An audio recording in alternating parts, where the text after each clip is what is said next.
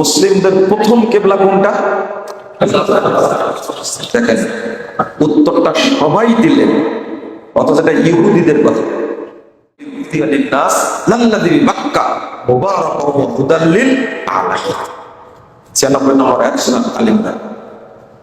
আল্লাহ বলছেন প্রথম ঘর যেটা মক্কায় নির্মিত হয়েছে ইবাদতের জন্য, সেই ঘরটার নাম কি বলেন? কাবা। আপনাদের বলা নিলাম কেন বলেন তো? মুসলিমদের প্রথম কেবলা কোনটা?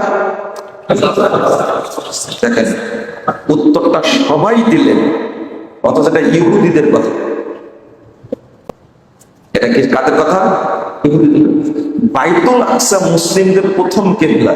আমি যে আয়াত পড়ে প্রশ্নটা করলাম, ঘুরে ওটাই বললেন, বুঝেন না মনে কথাটা?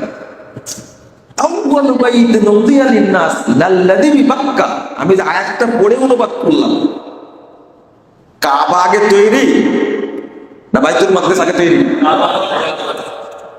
বাইতুল মাকদিস কি করে মুসলিমদের প্রথম কিবলা হয়? এতদিন থেকে বলে আসছি, অন্তত 5-7 বছর থেকে বলে আসছি আমি, মুসলিমদের প্রথম কেবলা কাবা, শেষ কেবলা কাবা।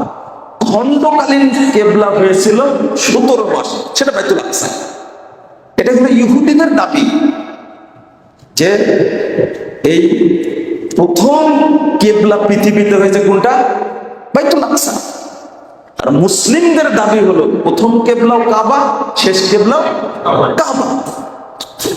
আপনারা উত্তর দিলেন এই সাভার মসজিদের মুসলিম। চিন্তা করেন, এই যে আমি কথাগুলো এইভাবে বলি, না জেনে যে গালিগালাজ করে, কেন আলেম ওলামা নাই, একটু তদন্ত করেন কথাটা ঠিক বলেছি কিনা।